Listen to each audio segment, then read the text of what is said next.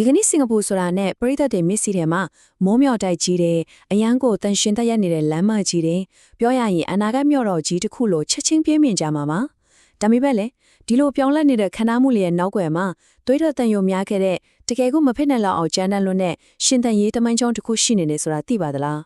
အရာရလုံးသူ့ညာအောက်ရောက်နေတဲ့အခြေအနေကနေတဘာဝတန်ရဇာရဆိုလို့တစ်ဆက်လေးမှမရှိတဲ့ချုံငယ်လေးတစ်ခုကဘာကြီးကိုဘလို့များအန်ထုခဲ့တယ်လဲဆိုတာကစိတ်ဝင်စားစရာပါဒါဟာတာမန်ဖွံ့ဖြိုးတိုးတက်မှုတမိုင်းတစ်ခုမဟုတ်ပါဘူးတကယ်တော့ဒါဟာပြိုလဲပစ္စည်းလူနိဗ္ဗာန်အချက်တဲကနေအတက်ကိုဖက်နဲ့ထုတ်ပြီးရုံတက်ခဲ့ရတဲ့ရုပ်ရှင်ဆန်ဆန်ရှင်တန်ရေးတိုက်ပွဲကြီးတစ်ခုဖြစ်ပါတယ်ကဲဒီကိန်းကနန်းလေးကိုအရင်ဆုံးကြည့်လိုက်ရအောင်အမေရိကန်ဒေါ်လာ9,000,000ရှစ်လီနဲ့ဒါဟာ2013ခုနှစ်ကစင်ကာပူနိုင်ငံသားတဝီချင်းစီရဲ့ပြားမြောက်ဝင်ငွေပါကမ္ဘာအချမ်းသာဆုံးစီးရင်ရဲ့ထိဆုံးမှာရပ်တည်နေတာပေါ့ဒါပေမဲ့ဒီလိုအောင်မြင်မှုရဲ့ရိတ်ထဲမှာတော်တော်လေးကိုကြောင်းမဖွယ်ကောင်းတဲ့အတိတ်တစ်ခုရှိပါတယ်သူတို့လွတ်လပ်ရေးစားရတဲ့1965ခုနှစ်တုန်းကဆိုရင်နိုင်ငံသားတယောက်ရဲ့ပြားမြောက်ဝင်ငွေဟာဒေါ်လာ900ကျော်လေးပဲရှိခဲ့တာပါစဉ်းစားကြည့်ပါနှစ်90အတွင်းမှာဒီလောက်ကြီးကွာဟာသွားတဲ့တိုးတက်မှုဟာတာမန်နီလန်းနေနဲ့ထားဆိုရင်လုံးဝကိုမဖြစ်နိုင်တဲ့ကိစ္စရဲ့တစ်ခုပါတိမ်တွေကြတဲ့ထိုးထွက်နေတဲ့ခစ်မီမိုးမြော်တိုက်ကြီးတွေနဲ့တောက်ပနေတဲ့မြေမောက်ခစ်အနေထားဟာအရင်ကစင်းရနွမ်းပါလာတဲ့အနာသက်မခေါင်းနဲ့ရေပြင်ပေါ်ကတသားလီငယ်လေးတွေကျူကျော်တဲလေးတွေကနေမွေးဖွားလာခဲ့တာပါဆိုတော့နိုင်ငံတစ်ခုကိုအေးလူတီထောင်ခဲ့တာမျိုးမဟုတ်ဘူးမနှက်ဖြန်ဆိုတာကောင်းကတော့အတွက်ရှိပါအောင်မလားလို့တွေးပူခဲ့ရတဲ့မျောလင်းချက်ကင်းမဲ့နေတဲ့လူတွေစုဝေးရအမိုက်ပုံလိုနေရာတစ်ခုကနေဒီနေ့ခေတ်အင်အားကြီးနိုင်ငံတစ်ခုအဖြစ်အသေးအတန်ကိုရုန်းကန်ခဲ့ရတာဖြစ်ပါတယ်အခြေအနေတွေကဘလောက်တောင်ဆိုးရွားခဲ့တယ်လဲဆိုရင်1964ခုနှစ်မှာလမ်းမတွေပေါ်သွေးထွက်တန်ယိုလူမျိုးရေးအဓိကယုံတီဖြစ်ပြီးလူအဖွဲ့အစည်းကအစိတ်အမွာကွဲအနေခဲ့ပါတယ်1965ခုနှစ်မှာမလေးရှားနိုင်ငံကနေအတင်းအကျပ်နှင်ထုတ်ခံလိုက်ရချိန်မှာတော့ကဘာကြီးကစင်ကာပူဆိုတာပြီးဆုံးသွားတယ်လို့ပဲထင်မှတ်ခဲ့ကြပါတယ်တဘာဝတယံဇာတလုံးဝမရှိဘူးတောက်စရာရေတက်နောင်အလုံးအလောက်မရှိဘူးအဲ့ဒီပြင်အလုတ်လက်မဲ့ပြဿနာတွေဆင်းရဲမွဲတွေမှုတွေနဲ့ပြည့်နေနေတဲ့ဒီကျွန်းငယ်လေးဟာမွဲကင်းစားမှာတင်တေဆုံးမှုတေကြတလောက်ဖြစ်နေတဲ့အနေထားပါဒါပေမဲ့ဒီလိုလုံးဝအကာအကွယ်မဲ့မိတဲ့အခြေအနေကိုအစိုးရကအကြောက်တရားတက်အဖြစ်ထားမဖြစ်ခဲ့ပါဘူးပထဝီဝင်ရအားနဲ့ချက်တီချင်းချောက်ခံရမှုတွေကိုရှင်တန်ရဲ့အတွက်လက်နက်တစ်ခုလိုအသွင်ပြောင်းဖြစ်ခဲ့ပါတယ်နိုင်ငံတစ်ခုအန်ဒီနဲ့ဆက်လက်ရှင်တန်ဖို့ဆိုရင်ပြည်သူတွေအားလုံးစုပေါင်းပြီးမချစ်မနေစ조사ရမယ်မစ조사ရင်တေမယ်ဆိုတဲ့စိတ်ဓာတ်ကိုလူသားရဲ့ခေါင်းနဲ့ရိုက်သွင်းပေးခဲ့ပါတယ်ဒီနဲ့ဆိုင်တဲ့ကြောက်ရွံ့မှုကိုပဲမဖြစ်နိုင်တာကိုဖြစ်လာစေမဲ့တွန်းအားစစ်ပုံဖော်ခဲ့တာပါဒီတော့မဲစင်ဟာရှိလာတာကဒီလောက်ပြိုကွဲပြည့်စည်နေတဲ့လူဖွဲ့စည်းကြီးကို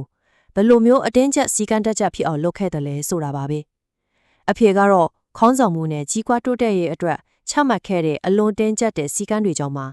စင်းရဲမွဲတွေပြီးပြိုကွဲနေတဲ့လူအခွိုင်းစီကိုထိန်းချုပ်ဖို့အဲ့ဒီအချိန်ကဝင်းကြီးချုပ်လီကွင်းယူဟာအလွန်ခါးသီးတဲ့ဆေးဝါးတွေကိုရွရွချက်ရှိတိုက်ကျွေးခဲ့ပါတယ်အကတိလိုက်စားမှုကိုလုံးဝခွင့်လွှတ်ခြင်းမရှိတဲ့စနစ်ကို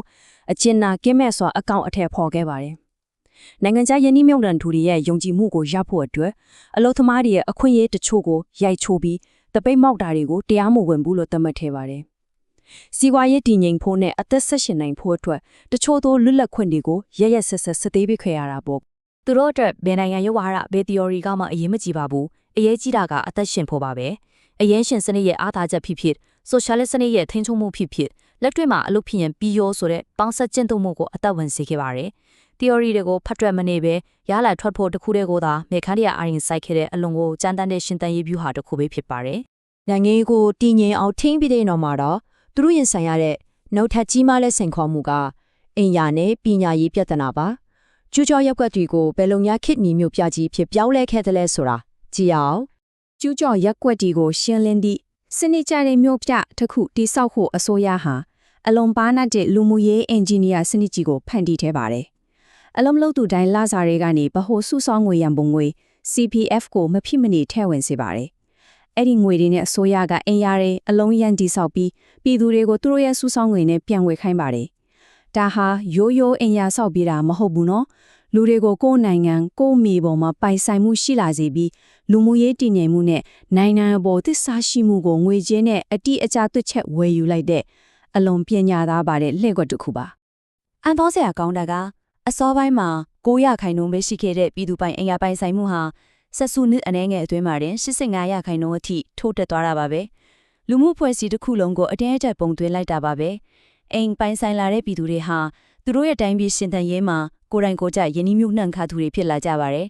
နိုင်ငံပစ္စည်းရဲ့ငါတို့ရဲ့ပိုင်ဆိုင်မှုတွေပါပျက်စီးမယ်ဆိုတဲ့အထက်ကနိုင်ငံကိုအသေးခံကာကွယ်ခြင်းနဲ့စိတ်သက်ကိုအလိုအလျောက်ချစ်တီလာစေခဲ့ပါတယ် တရားစာရလုံးဝမရှိတဲ့ကျွန်းပေါ်မှာလူတွေရဲ့ဦးနှောက်ဟာတစ်ခုတည်းသောယတနာဖြစ်လာပါတယ်။ဒါကြောင့်တမွန်နဲ့အလုပ်သမားတွေနေရာမှာတီးကြတဲ့အင်ဂျင်နီယာတွေသိပ္ပံပညာရှင်တွေဖြစ်လာပညာရေးကိုစစ်စင်ရဲတစ်ခုလိုအတင်းကျပ်အစစ်မြစ်တင်ခဲ့တာပါ။နိုင်ငံတကာကုမ္ပဏီကြီးတွေနဲ့ချိတ်ဆက်ပြီးနည်းပညာတင်တန်းတွေပေးခဲ့ပါတယ်။လူသားအရွက်မြစ်ကိုစေယုံထုတ်ကုန်ပစ္စည်းတွေလိုအစစ်မြစ်မြစ်ထုတ်လုပ်ပြီးကဘာကြီးကိုပြန်လဲရောင်းချခဲ့ရတဲ့အတက်လူလှရှာမှုကြီးတစ်ခုပါပဲ။ ဒီလိုလူသားရဲ့ရင်းမြစ်ဒီကိုပြင်ဆင်ပြီးတဲ့နောက်မှာတော့ဒီလိုသိငယ်ပြီးအားနေတဲ့ချွန်လီစီကိုကဘာကုမ္ပဏီကြီးတွေလာရောက်ရင်းနှီးမြှုပ်နှံအောင်ကဘာလုံးဆိုင်ရာအချက်ချနေရတဲ့ခုဖြစ်ဘလို့ဖန်တီးခဲ့တယ်လဲဆိုတာကပူပြီးစိတ်လှုပ်ရှားစရာကောင်းပါတယ် ကမ္ဘာမြေပုံပေါ်မှာပြုတ်ကွယ်မသွားဖို့တခုတည်းသောနီလန်းကကမ္ဘာကြီးအတွက်မရှိမချစ်လိုအပ်တဲ့နေရာတစ်ခုချစ်လာဖို့ပါပဲအစိုးရဟာနိုင်ငံခြားယင်းနှီးမြှုပ်နှံမှုတွေကိုဆွဲဆောင်ဖို့အခွန်နှုန်းထားတွေကိုရဲရဲဝံ့ဝံ့ရှော့ချခဲ့ပြီးလုံခြုံရေးအတွက်တန်မနစ်လိုမာကျော်တဲ့ဥပဒေတွေကိုပြဋ္ဌာန်းခဲ့ပါပဲစင်ကာပူငွေချေအာဏာပိုင်ဖွဲ့စည်းတာဂျူရောင်စမှုဇုံတီဆောက်တာပြောချန်ကြီးလေးစိတ်နဲ့စိတ်ကန်းတွေကိုကမ္ဘာအစစ်မီချဲ့ထွန်းတာဒီရတဲ့အလုံးဟာပြင်ပကမ္ဘာနဲ့ချိတ်ဆက်မဲ့အသက်သွေးကြောတွေကိုအလောတီကြီးဖောက်လုပ်ခဲ့ခြင်းသာဖြစ်ပါတယ် ဒီလိုကဘာလုံးဆိုင်ရာကွန်ရက်တွေနဲ့သွေးဆွဲချိတ်ဆက်လိုက်တဲ့ရလက်ကတော့အလွန်ထိတ်လန့်စရာကောင်းလာပါတယ်1980ပြည်လွန်နှစ်တွေနဲ့စတင်ပြီးစင်ကာပူရဲ့စီးပွားရေးဟာတယန်စာတပေါ်ကျွေဝဲတဲ့အိန္ဒိချင်းမလေးရှားနိုင်ငံကိုအကြမ်းပဒန်းကျော်သက်သွားခဲ့ပြီးဟောင်ကောင်လိုနိုင်ငံတွေနဲ့အပြိုင်ဒုံးကန်တစင်းလို့ထိုးသက်သွားခဲ့တာပါမဖြစ်နိုင်ဘူးလို့ထင်ထားတဲ့ကိစ္စကမျက်မြင်ကိုယ်တွေ့ဖြစ်လာခဲ့ပါပြီ ဒီကွယ်မျိုးရဲ့စကားတခွင်းရှိပါတယ်အခြေခံမှုကတော့တရားလွတ်လွတ်ရမယ်ဆိုတာပါပဲအလကားနေဖို့အတွက်ကျွန်တော်တို့ငွေပေးမှမဟုတ်ပါဘူးတဲ့ဒါဟာအလုံးအေးဆက်ပြီးပြတ်သားတဲ့မူဝါဒပါအနောက်နိုင်ငံတွေမှာကျင်းပတဲ့လူမှုဖူလုံရေးထောက်ပံ့ခြင်းစနစ်မျိုးကိုစင်ကာပူကပြက်ပြက်သားသားညှင်းပယ်ခဲ့ပါတယ်အလုံးမလုံးရင်ထမင်းငတ်မယ်လူတိုင်းကိုယ်တိုင်စ조사အလုံးလုံးမှသာဒီနိုင်ငံရှင်သန်နိုင်မယ်ဆိုတဲ့အလွန်ကြမ်းတမ်းတဲ့သမိုင်းဝင်အမှန်တရားတစ်ခုကိုခိုင်ခိုင်မာမာတိဆောက်ခဲ့တာဖြစ်ပါတယ် ဒါပေမဲ့အရာအလုံးကပြီးပြည့်စုံနေတာတော့မဟုတ်ပါဘူးဒီလိုအစွမ်းကုန်ရုန်းကန်ရတဲ့လက်တွေ့ကြလုံးတဲ့ရှင်တန်ရေးစက်ရန်တရားကြီးအတွက်သူတို့ပြန်လဲပြဆက်ရတဲ့တန်မိုးတွေရှိလာပါတယ်3.40ဟက်ဒါဟာ2012ခုနှစ်မှာရောက်ရှိခဲ့တဲ့စင်ကာပူရဲ့ဂျီနီဂိမ်းကနန်းပါဒီဂိမ်းကနန်းကအလွန်လေးလံတဲ့အမှန်တရားတစ်ခုကိုဖော်ထုတ်နေပါတယ်ရှင်တန်ရေးစက်ရန်တရားကြီးရဲ့နောက်ွယ်ကအမောင်ပချမ်းမှာအချမ်းသာဆုံးလူဒန်းစားနဲ့အစင်းရဲဆုံးလူဒန်းစားကြကကွာဟာကျက်ဟာကြောက်စရာကောင်းလောက်အောင်ကြီးမားလာနေပြီဆိုတာပါပဲနိုင်ငံကတန်ဖိုးမြင့်နှီးပညာကန်တာကိုအလင်းလွတ်အလင်းမြန်ကူးပြောင်းသွားတဲ့အခါပညာရေးနှိမ့်ကြပြီးအသက်ကြီးတဲ့အလုပ်သမားတွေဟာခင်နောက်ကြပြီးရဲရဲဆက်ဆက်ချန်လက်ထခံခဲ့ရပါတယ်ဒါဟာအောင်မြင်မှုရဲ့နောက်ွယ်ကလူသားတွေပိဆက်လိုက်ရတဲ့တန်ဖိုးပါဒီလိုစီးပွားရေးနှိမ့်ကြသူတွေကြောင့်လူ့အဖွဲ့အစည်းပြိုကွဲမသွားအောင်အစိုးရအနေနဲ့နှစ်စဉ်ဘတ်ဂျက်ကနေငွေကြေးအမြောက်အများကိုလွှဲပြောင်းသုံးစွဲပြီးဒီအကွယ်ကြောင်းတွေကိုမနေထိန်ချုံနေရတဲ့အခြေအနေဖြစ်ပါတယ်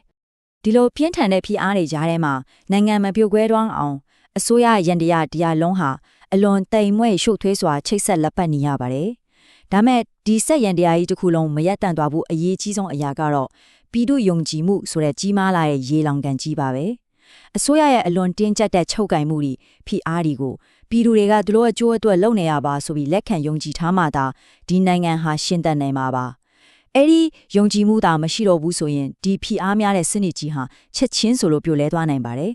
ဆိုတော့စဉ်းစားစရာမေးခွန်းတစ်ခုကြံခဲ့ပါတယ်။ဘာမှမရှိတဲ့အမောင်မိုက်ရှုံးအခြေအနေကနေကမ္ဘာထိတဲ့နိုင်ငံတစ်ခုဖြစ်အောင်တိဆောက်ခဲ့တဲ့အဲ့ဒီကြံတန်းတဲ့ရှင်တန်ရေးစိတ်ဓာတ်နဲ့အကျဉ်းသာကင်းမဲ့တဲ့လက်တွေ့ကြမှုတွေဟာ20ရာစုရဲ့အလွန်ရှုပ်ထွေးလာတဲ့ဖိအားတွေကိုရင်ဆိုင်ရမှာတော့အကောင်းဆုံးလက်နက်ဖြစ်နေစေပဲလား။လွတ်လပ်ခွင့်တွေကိုစစ်တေးပြီးရယူခဲ့ရတဲ့ဒီအသက်ရှင်တန်မှုမဟာဗျူဟာကြီးဟာနောက်လာမယ့်အနာဂတ်ကာလတွေအထိရောဆက်လက်ခံနိုင်ရရှိပါအောင်မလားဆိုတာကတော့ကျွန်တော်တို့ဆက်လက်စောင့်ကြည့်ရမယ့်ပဟေလီတစ်ခုပဲဖြစ်ပါတယ်။